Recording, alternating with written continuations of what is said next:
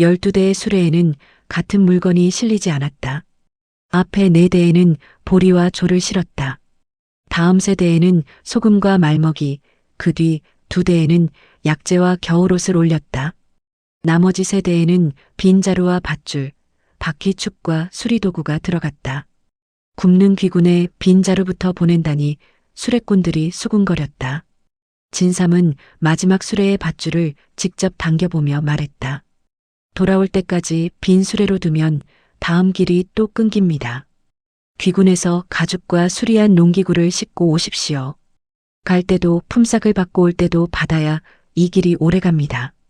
수레꾼들이 그제야 고개를 끄덕였다. 소명은 행렬의 앞뒤를 오가며 호위 위치를 정했다. 첫 수레와 마지막 수레에 무인을 둔다. 가운데 수레 사이를 비우지 마라.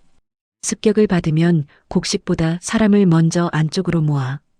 곡식을 버려도 됩니까? 젊은 마부가 묻자 소명은 잠시 그를 보았다. 사람이 살아야 다시 싣는다. 맹호가 선두를 맡았고 하진은 마지막 수레에 올랐다. 도겸은 산등성이와 앞길을 살피기 위해 행렬보다 반 시즌 먼저 떠났다. 아랑은 털모자를 귀까지 눌러 쓴 채 수레꾼 사이를 돌아다녔다. 어디서 구했는지 앞니 하나에는 검은 먹까지 칠해 놓았다. 진삼이 그녀를 한참 바라보다 물었다. 너 그 몰골은 대체 누구냐? 동쪽 마을에서 온 수레꾼 조카요. 앞니는 왜 그렇게 칠했어? 사람들이 제 얼굴 대신 이 빠진 바보만 기억하게 만들려고요. 완벽한 위장입니다. 아무리 봐도 수레꾼이 아니라 저자거리 소매치기 같은데. 지금 둘 다 겸업하는 중입니다. 총관님. 아랑은 웃음기 하나 없이 정색하며 지나갔다. 진삼이 그 뒷모습을 보며 중얼거렸다. 틀린 말이 아니라서 더 열받네. 출발을 앞두고 수레꾼들에게 술을 한 사발씩 돌렸다. 언손을 녹이고 긴장을 풀라는 뜻이었다. 아랑은 술잔을 받는 사람들의 입보다 손을 보았다. 한 사내가 자기 잔을 마시지 않았다. 그는 사방의 시선을 확인한 뒤 소매 속 1000조각의 술을 붓는 척했다. 아랑은 비틀거리는 흉내를 내며 그의 어깨에 부딪혔다. 아이쿠 미안해요. 눈 똑바로 뜨고 다녀. 사내가 욕을 뱉었을 때 소매 안의 1000조각은 이미 아랑의 손으로 넘어간 뒤였다. 천에서는 술 냄새가 아니라 유황과 기름 냄새가 났다. 불씨만 닿으면 단숨에 타오를 물건이었다. 아랑은 수레 뒤로 돌아가 진삼에게 천을 건넸다. 세 번째 수레의 오른쪽 바퀴에 묻히려 했어요. 언덕에서 불 붙일 생각인 것 같아요. 누구지? 회색 귀마개요. 혼자는 아니에요. 6번째 수레 마부도 계속 그 사람 손을 봐요. 진삼은 곧장 2 사람을 잡으라 하지 않았다. 그는 수레 배치를 다시 확인하는 척 회색 귀마개를 앞으로 불렀다. 자네는 수리도구를 실은 수레를 몰게. 곡식 수레는 경험 많은 사람이 맡아야겠어. 갑자기 왜 바꾸시오? 바퀴에 기름칠하는 솜씨가 아주 좋아 보여서. 사내의 눈동자가 흔들렸다. 그 순간 소명의 손이 그의 손목을 움켜쥐었다. 반대쪽에서 2번째 사내가 칼을 뽑으려 했으나 맹호의 철봉 끝이 칼집을 눌러 땅속으로 반자나 박았다. 뽑지 마. 맹호가 힘을 더 주자 사내는 칼에서 손을 뗐다. 소명은 2 사람의 품을 뒤졌다. 붉은 봉화통과 백병성 관문패가 나왔다. 백병성 앞잡이다. 죽이지 마세요. 아랑이 회색 귀마개를 벗기며 말했다. 밖에서 신호를 기다리는 사람이 있어요. 이 둘이 수레와 함께 떠났다고 믿게 해야 합니다. 소명이 그녀를 내려다보았다. 방법이 있느냐? 제가 이걸 쓰면 됩니다. 키가 다르다. 수레 위에 웅크리고 있으면 몰라요. 아랑은 귀마개를 자기 머리에 눌렀었다. 그리고 저보다 얼굴이 못생겼으니 멀리서 보는 편이 서로 좋고요. 붙잡힌 사내가 발끈에 입을 열었다가 소명의 눈과 마주치고 도로 다물었다. 2 앞잡이는 단영진 상인들에게 넘겨졌다. 인지를 지키던 자들의 얼굴을 아는 사람들이었다. 해가 중천에 닿기 전 12대의 수레가 움직이기 시작했다. 비영은 행렬 끝에 서 있었다. 진삼이 적어놓은 출행패에는 그녀의 이름도 분명히 있었다. 하지만 비영의 시선은 제갈진에게 향했다. 주군. 백병성이 주군의 위치를 이미 압니다. 알아. 곁에 남겠습니다.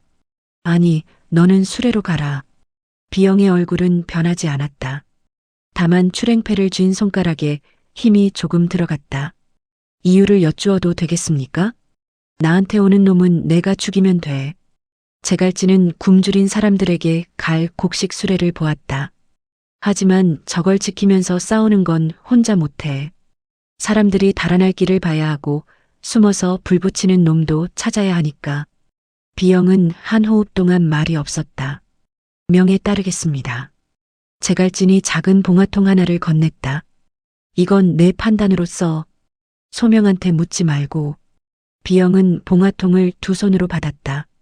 명령을 받은 것이 아니라 사람들의 목숨이 달린 판단 하나를 맡은 것이었다. 반드시 수레를 도착시키겠습니다. 수레는 부서져도 돼. 제갈진이 바로잡았다. 사람과 먹을 것부터 데려와. 비영의 눈빛이 아주 조금 풀렸다. 예, 주군.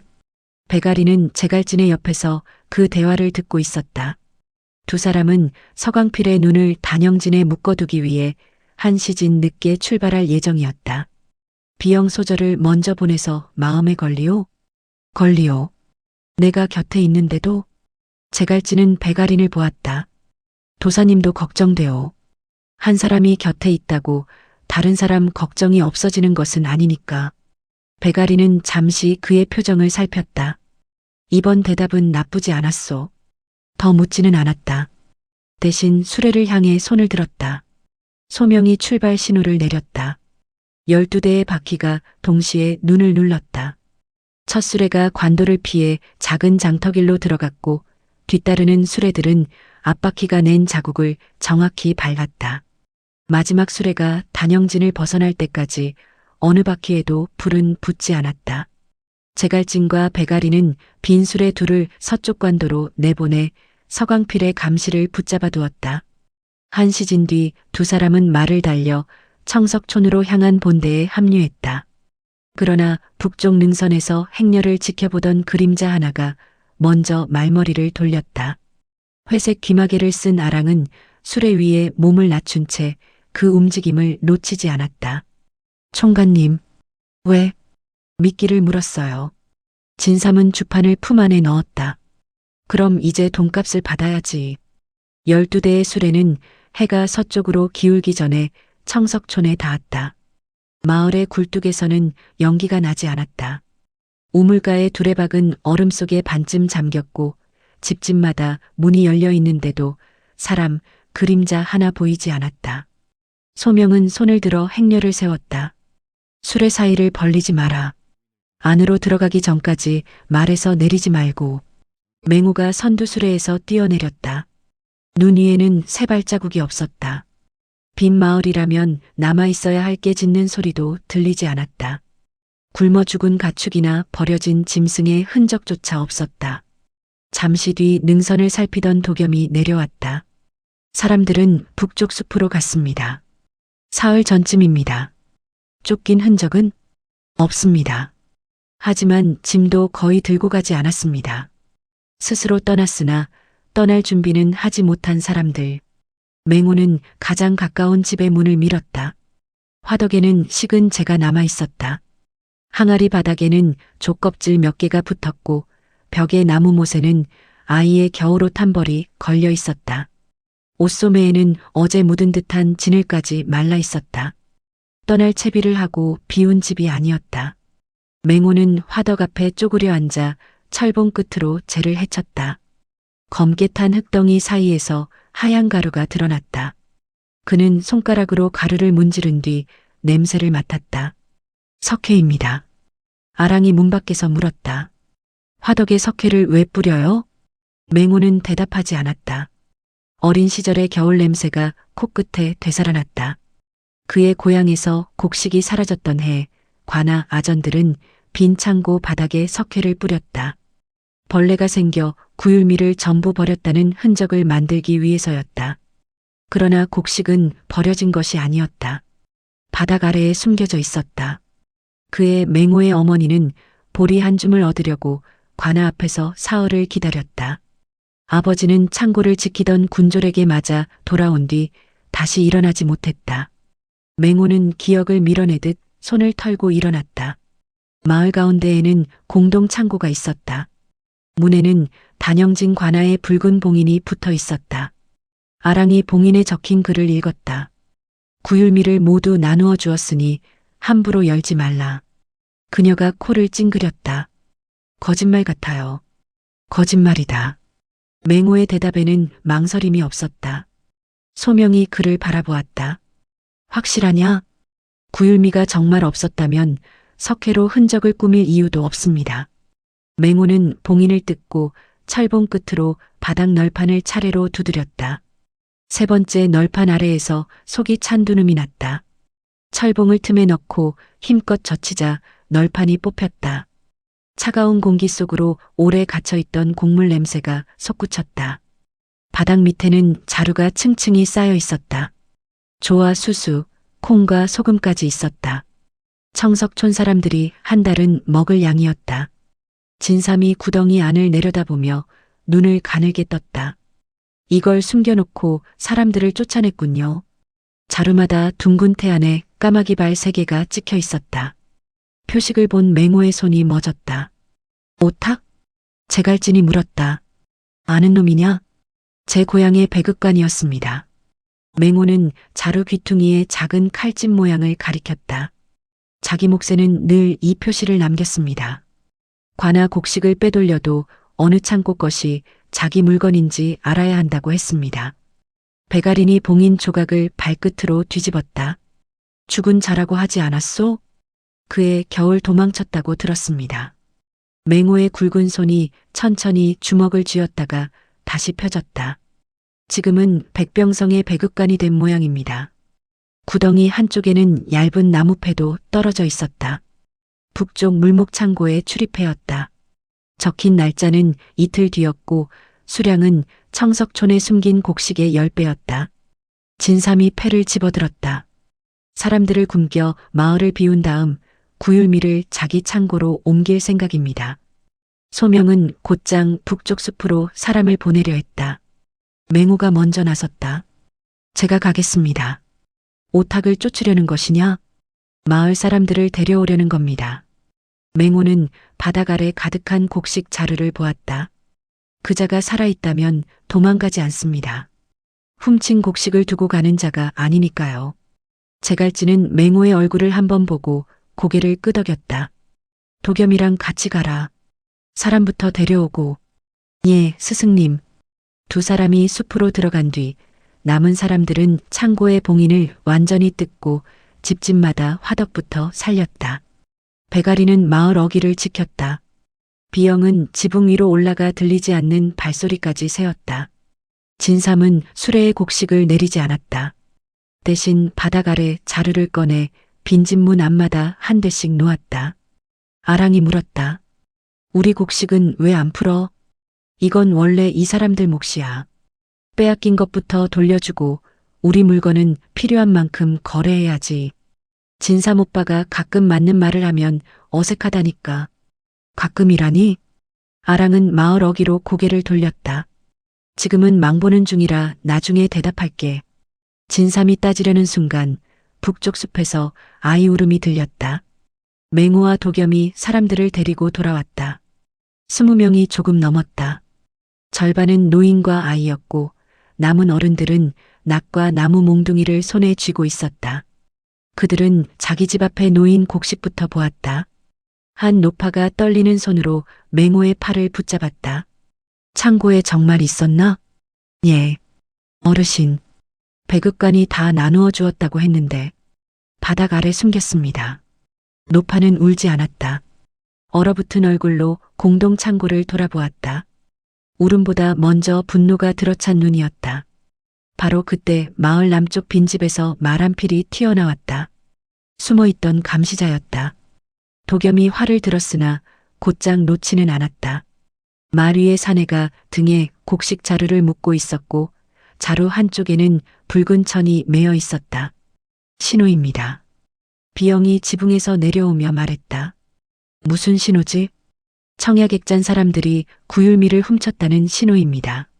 멀리 숲 건너에서 북소리가 울렸다. 마을 사람들의 얼굴에 다시 두려움이 번졌다. 맹호는 공동 창고 앞에 철봉을 세웠다. 굵은 쇠가 얼어붙은 땅을 찍었다. 이번에는 아무도 이 마을을 비우지 못하게 하겠습니다. 북소리가 한 번 더 울렸다. 처음보다 훨씬 가까웠다. 북소리를 따라 청석촌으로 몰려온 것은 군사가 아니었다. 굶주린 사람들이었다. 이웃한 새 마을에서 모인 100여 명이 낙과 삽, 횃불을 들고 눈길을 메웠다. 앞장선 자들은 청야객잔의 수레가 구율미를 훔쳐 귀군에 팔아넘기려 한다고 외쳤다. 창고를 돌려내라. 저 수레부터 뒤져. 소명은 아랑과 맹호, 하진을 12수레 앞에 세웠다. 도겸은 능선에서 활을 내린 채 사람들의 손을 살폈다. 누구도 병기를 뽑지 않았다. 첫 돌이 날아왔다.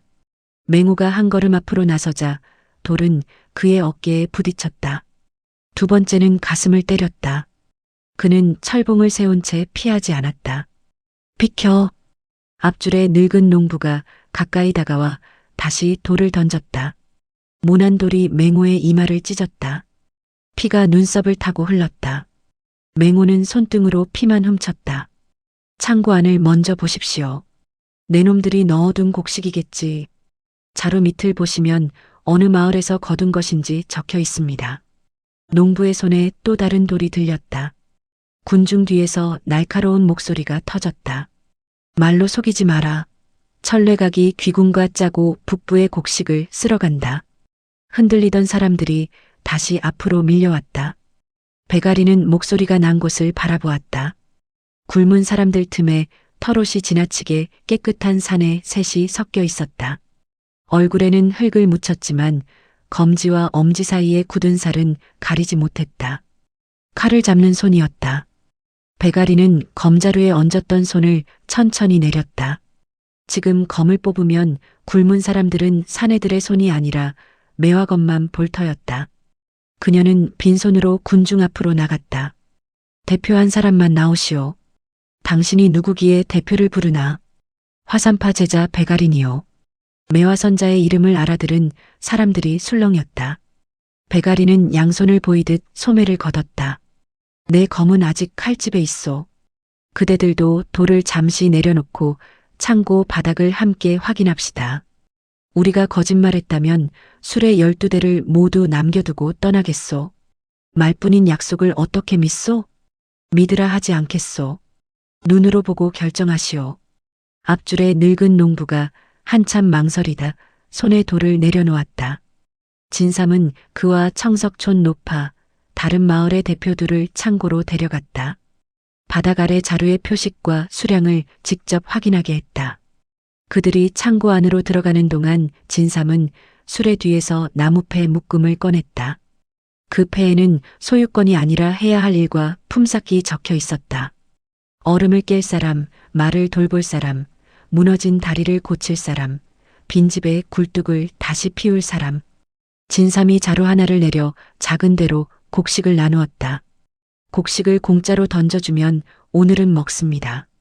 내일은 또 수레가 오기만 기다리게 됩니다. 한 사내가 굳은 얼굴로 물었다. 굶은 사람에게 일을 시키겠다는 말이오? 일할 수 없는 아이와 노인의 몫은 먼저 떼겠습니다. 나머지는 길을 여는 품삯으로 드립니다. 진삼은 귀군으로 이어지는 길을 가리켰다. 이 수레가 귀군에 닿으면 다음 수레는 이 마을 사람들이 몰게 됩니다. 우리에게 그 길을 맡긴다고? 그 길에서 굶어본 사람이 가장 악착같이 지킬 테니까요. 창고 안으로 들어갔던 대표들이 돌아왔다. 늙은 농부의 손에는 청석촌과 자기 마을 이름이 적힌 자루 귀퉁이가 들려 있었다. 우리 곡식이 맞소? 군중의 소란이 빠르게 잦아들었다. 그 순간 깨끗한 털옷을 입은 사내가 움직였다. 그는 옆에 서 있던 아이의 목덜미를 잡아 앞으로 밀었다. 다른 손의 소매에서 짧은 검이 튀어나왔다. 칼끝은 아이의 등을 향했다. 아이를 죽인 뒤 천례각이 베었다고 외치려는 속셈이었다. 맹호가 철봉보다 먼저 몸을 던졌다. 소매검이 그의 옆구리를 길게 스쳤다. 맹호는 왼팔로 아이를 감싸 안고 오른손에 철봉을 땅 가까이 휘둘렀다. 사내의 두 무릎이 한꺼번에 반대쪽으로 꺾였다. 맹호는 아이를 등 뒤로 밀어낸 뒤 철봉을 한 번 더 들었다. 이번에는 망설이지 않았다. 사내의 머리가 눈밭에 처박혔다. 동시에 나머지 둘이 군중 속에서 칼을 뽑았다. 한 명은 늙은 농부의 목을 노렸고 다른 한 명은 횃불을 낚아채 수레로 던지려 했다. 베가린의 매화검이 칼집을 떠났다. 첫 사내의 칼이 농부에게 닿기 전 매화검이 손목을 자르고 돌아오는 검로로 목을 갈랐다. 두 번째 사내는 사람들을 밀치며 뒤로 달아났다. 베가리는 쫓지 않고 한마디만 던졌다. 도겸. 화살이 횃불을 든 손바닥을 뚫고 나무 기둥에 박혔다. 횃불은 수레가 아니라 눈밭으로 떨어졌다. 사내가 손을 움켜쥐고 몸을 돌리자 아랑이 군중 사이에서 솟아났다. 쌍단도가 양쪽 옆구리를 동시에 파고들었다. 굶은 사람 뒤에 숨었으면 끝까지 숨어 있었어야지. 아랑이 칼을 뽑자 사내의 몸이 무너졌다. 소라는 시작될 때보다 빠르게 끝났다. 죽은 자들의 품에서는 백병성의 흰 병기패와 새 은전 꾸러미가 나왔다. 하지만 사람들은 그 물건을 오래 보지 않았다. 아이를 품에 안은 맹호와 자기들 앞에서 검 끝에 피를 털어내는 베가린을 보고 있었다. 맹호는 아이를 어머니에게 돌려주었다. 아이는 울지도 못한 채 그의 피 묻은 옷자락을 붙잡았다. 아저씨도 우리 곡식 가져갈 거예요? 아니. 맹호가 열린 창고를 가리켰다. 내 것이니 내가 먹어도 된다. 늙은 농부가 손에 쥐고 있던 돌을 내려놓았다. 그를 따라 사람들이 하나씩 돌과 낫을 땅에 놓았다. 싸움을 포기한 것이 아니었다. 누구에게 겨눠야 하는지를 다시 본 것이었다. 진삼이 기다렸다는 듯 품삯표를 나누었다. 다리를 고칠 분은 이쪽, 수레를 몰 분은 저쪽입니다. 오늘 일한 몫은 해지기 전에 드립니다. 당신은 손해가 없소? 누군가 묻자 진삼이 정색했다. 왜 없겠습니까? 엄청납니다. 잔뜩 굳어있던 사람들 사이에서 처음으로 짧은 웃음이 흘렀다. 진삼은 곧장 말을 이었다. 그러니 길을 오래 열어주십시오. 제가 본전을 찾을 때까지. 해가 기울 무렵 청석촌의 굴뚝 6곳에서 연기가 올랐다. 수레 12대는 한 자루도 비지 않았다. 대신 그 앞에 길을 안내할 마을 사람 19명이 새로 섰다. 맹호는 옆구리에 붕대를 감고 다시 선두로 갔다. 베가린이 그의 상처를 살폈다. 칼은 얕소. 하지만 돌은 왜 피하지 않았지? 돌을 던져야 할 사람이 따로 있었으니까요. 맹호의 시선이 북쪽으로 향했다. 그곳에 오탁의 물목 창고가 있었다. 굶주린 사람들이 던지던 돌은 내려놓게 했다. 이제 사람을 굶긴 자에게 철봉을 내릴 차례였다. 청석촌을 떠난 다음 날 아침 관도는 절벽과 함께 무너져 있었다. 밤새 내린 눈 때문은 아니었다. 길가의 소나무는 도끼로 일정하게 잘려 있었고 떨어진 바위 틈에서는 아직 화약 냄새가 났다. 도겸이 무너진 비탈을 살피고 돌아왔다. 수레가 지나갈 폭을 내려면 꼬박 하루가 걸립니다. 귀군에 남은 곡식은 이제 나흘치였다. 진삼이 눈 위에 지도를 펼쳤다. 다른 육로로 돌아가면 이틀이 더 걸렸다. 하루도 안 되고 이틀은 더 안 됩니다. 마지막 수레를 맡은 하진이 절벽 아래를 내려다보았다. 가장자리에는 두꺼운 얼음이 덮여 있었지만 강 한가운데의 물빛은 검었다. 차가운 물이 얼음 아래에서 쉬지 않고 흘렀다. 저 물길은 얼지 않았습니다. 아랑이 절벽 아래를 보다가 코를 찡그렸다. 배가 없잖아. 있습니다. 하진은 강 하류의 갈대밭을 가리켰다. 눈 속에 기울어진 기둥 3개가 솟아 있었다. 오래전에 버린 겨울 나루의 말뚝이었다. 일행이 비탈을 돌아 내려가 보니 나루터 창고는 지붕 절반이 무너져 있었다. 그 안에는 짐을 나르던 평저선 6척과 썩은 노가 쌓여 있었다. 밑바닥이 넓어 한 척에 수레의 3대분의 짐을 실을 수 있는 배였다. 진삼이 배 바닥을 주판대로 두드렸다. 나무가루가 우수수 떨어졌다. 이걸 띄우려면 물보다 돈이 먼저 새겠는데. 하진은 무릎을 꿇고 배 밑에 이음새와 용골을 살폈다. 손가락으로 썩은 부분을 눌러본 뒤 고개를 들었다. 두 척은 못 씁니다. 네 척은 고칠 수 있습니다. 얼마나 걸리지?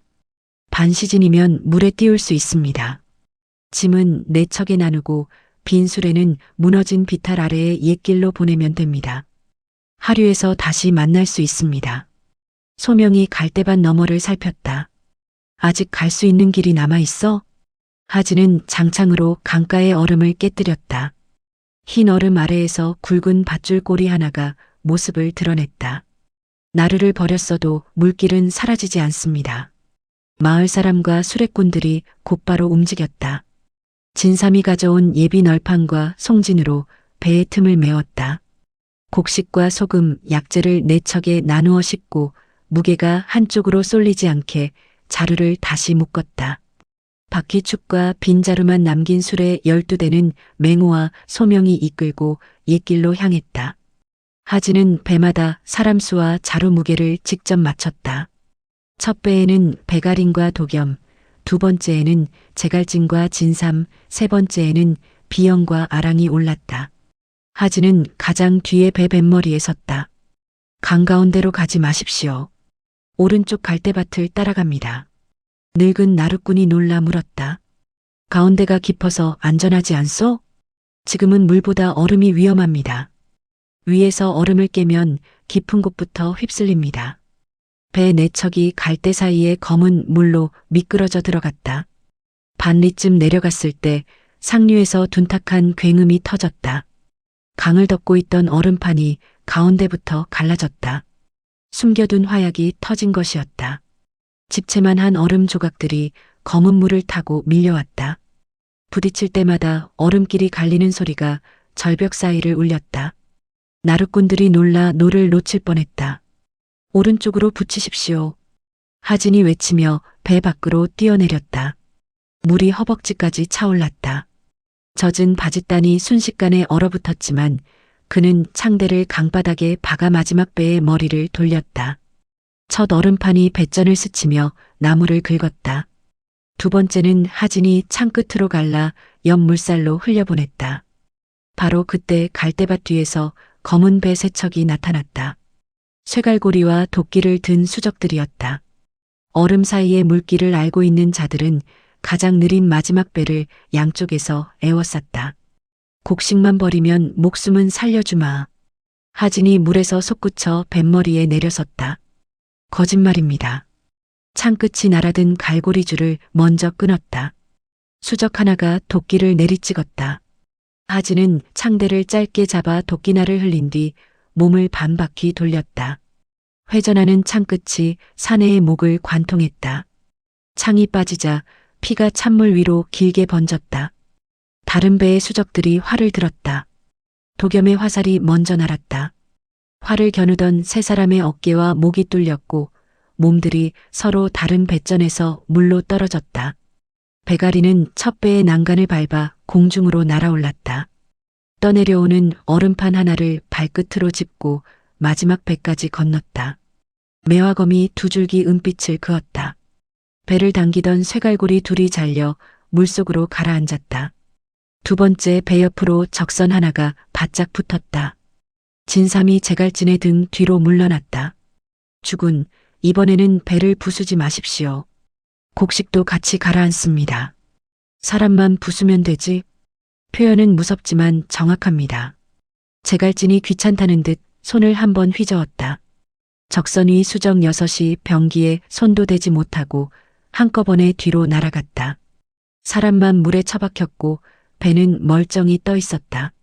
하진은 싸움이 벌어지는 배보다 강 왼쪽의 돌제방을 보고 있었다. 제방 아래에는 오래된 방류문이 있었다. 겨울 나루의 수위를 낮추던 수문이었다.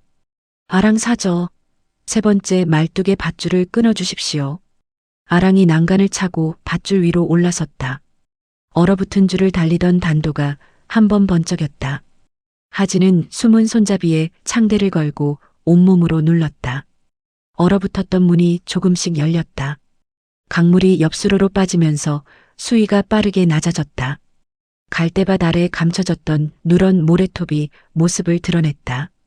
천천히 움직이던 수송선 네 척은 하진이 골라둔 깊은 물줄기를 탔다. 속도를 내던 적선들은 얕아진 물을 피하지 못하고 차례로 모래톱에 처박혔다. 수적들이 배를 버리고 뛰어내렸다. 비영은 세 번째 배의 배전을 밟고 물 위로 날아갔다. 검은 짧고 정확하게 네 차례 움직였다. 활을 다시 들던 자, 불화살을 꺼내던 자, 물속에서 단검을 숨기던 자들이 차례로 쓰러졌다. 무기를 버린 두 수적은 지나쳤다. 다시 무기를 들면 죽입니다. 두 사람은 손을 들고 얼음물에 무릎을 꿇었다. 해가 중천에 오르기 전 네 척의 배는 하류나루에 닿았다. 옛길을 넘어온 빈술에 12대도 한 시진 뒤 도착했다. 바퀴 하나가 갈라졌지만 맹호가 예비축으로 갈아 끼운 뒤였다. 곡식자루가 다시 제수레에 실렸다. 진삼은 물에 젖은 장부를 모닥불에 말리다가 하진을 불렀다. 하진의 바짓단에서는 아직 물이 떨어지고 있었다. 이 물길을 어떻게 알았느냐?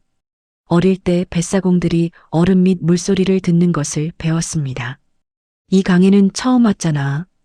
강은 달라도 물이 막히는 소리는 같습니다. 하진은 젖은 장갑을 불가에 펼쳐놓았다.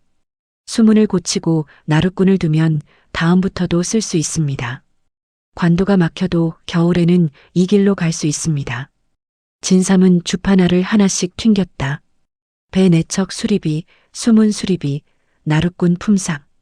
그의 얼굴이 알 하나마다 괴롭게 일그러졌다. 그래도 장부에는 새로운 길 하나를 그었다. 좋아. 육로 하나가 막혔으니 물길 하나를 사자.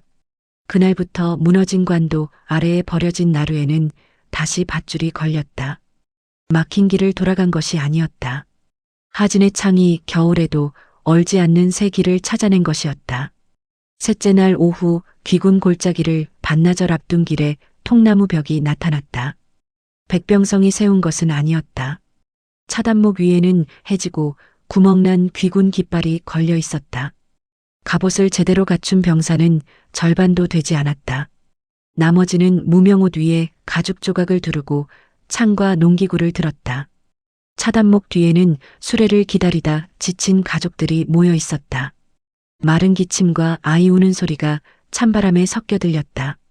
소명은 10걸음 밖에서 수레를 멈추고 앞으로 나갔다. 천례각의 굴량 호송대다. 길을 열어라. 차단목 위의 사내가 낡은 투구를 벗었다.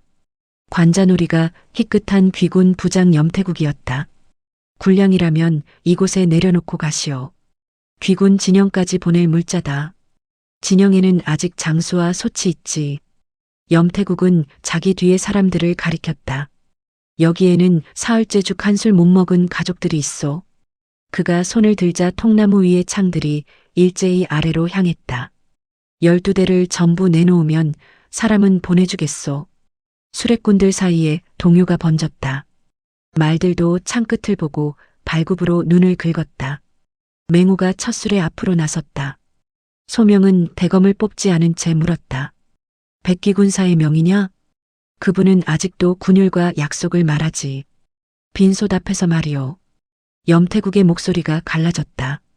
내 손녀가 어제 쓰러졌소. 군율을 끓이면 아이가 먹을 수 있나? 그의 뒤에서 어린아이가 마른 기침을 했다. 소명은 대검 손잡이에서 손을 내렸다. 아이와 노인의 몫은 지금 풀겠다.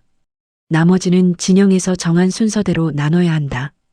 그 순서를 믿고 기다리다가 우리가 굶었소. 염태국이 창을 들어 소명의 가슴을 겨눴다. 비키지 않으면 빼앗겠소. 첫 번째 창이 날아왔다. 소명은 검을 뽑는 대신 칼집으로 창대를 후려쳤다. 창을 놓친 병사가 통나무 아래로 굴러떨어졌다. 그것이 신호가 되었다. 차단목 양쪽에서 수십 명이 한꺼번에 밀려왔다. 칼을 든 자만 막아. 소명의 외침이 행렬을 갈랐다. 맹호는 철봉을 가로세워 수레에 달라붙는 사람들을 밀어냈다. 머리는 치지 않았다. 창대와 무릎을 꺾어 더 다가오지 못하게 했다. 도겸은 화살을 꺼내지 않고 장공으로 횃불 든 손만 후려쳤다. 굶주린 병사와 가족들이 뒤엉키면서 비명이 터졌다. 행렬 뒤편에서 귀군 병사 하나가 어린아이를 밀치고 소금 자루를 붙잡았다. 맹호가 돌아보았지만 앞에 수레를 비울 수 없었다. 그보다 먼저 비영이 나타났다. 그녀는 병사의 손목을 비틀어 자루에서 떼어내고 쓰러진 아이를 어머니 쪽으로 밀어보냈다. 병사가 욕설과 함께 단검을 뽑았다. 비영의 검끝이 목젖 앞에 멈췄다. 굶었다고 아이를 짓밟아도 되는 것은 아닙니다. 병사의 손에서 단검이 떨어졌다. 그 순간 차단목 뒤에서 화살 한 대가 날아왔다. 귀군 궁수가 쏜 것이 아니었다. 화살은 맹호나 소명이 아니라 뒤편의 피난민 여인을 향했다. 도겸의 화살이 공중에서 그것을 쳐냈다. 두 화살이 맞부딪혀 눈밭으로 떨어졌다. 능선의 적입니다. 양쪽 비탈의 눈더미에서 백병성 무인들이 모습을 드러냈다. 귀군과 천례각이 서로 피를 볼 때까지 기다리던 자들이었다. 그들이 두 번째 화살비를 퍼부었다. 제갈진이 고개를 들었다. 허공이 한 차례 울렸다. 수십 대의 화살이 보이지 않는 벽에 막힌 듯 한 곳에 멈췄다가 힘없이 떨어졌다. 소명아, 길을 지켜라. 제갈진은 손을 털며 비탈로 걸어갔다. 나머지는 내가 정리한다. 첫 발을 디디자 눈 위로 푸른 정광이 번졌다. 능선에서 비명이 세 차례 이어졌다. 네 번째 비명이 나오기도 전에 활시위 소리가 모두 끊겼다. 제갈진이 다시 길로 내려왔을 때 소매 끝에는 피 몇 방울만 묻어 있었다. 차단목 앞에 싸움도 멎었다. 귀군 병사들은 제갈진보다 자기들 뒤의 가족을 먼저 보았다. 방금 그들을 죽이려 한 화살이 눈밭에 빼곡히 널려 있었다. 배가린이 검집으로 염태국의 창을 눌렀다. 여기서 서로 뵈면 누가 이득을 보는지 보았소? 염태국은 창을 놓지 않았다. 보았소. 그래도 배고픔은 남아있소. 진삼이 첫 수레의 덮개를 걷었다. 보리 냄새가 퍼지자 차단목 뒤에서 누군가 침 삼키는 소리가 들렸다. 아이와 노인의 몫은 약속대로 지금 풉니다. 나머지는 길을 함께 지킨 사람에게 품삯으로 드립니다. 빼앗는 자에게는 한 대도 못 줍니다. 염태국이 웃음도 아닌 거친 숨을 뱉었다. 굶는 사람에게 장사 이야기를 하는가? 예. 다음 달에도 먹으려면 장사를 해야 합니다. 진삼은 통나무 너머 귀군 깃발을 올려다보았다. 백기군사가 약속을 지킬지 부장께서 오늘 수레를 털지는 제가 정할 일이 아닙니다. 하지만 둘 중 하나만 저 깃발을 들 수는 있겠군요. 말발굽 소리가 골짜기 쪽에서 밀려왔다. 백무진이 기병 20명을 이끌고 나타났다. 갑옷에는 사흘 묵은 눈과 먼지가 들러붙어 있었다. 그는 차단목과 쓰러진 부하들, 수레 앞에 선 염태국을 차례로 바라보았다. 창을 거두어라. 염태국이 돌아섰다.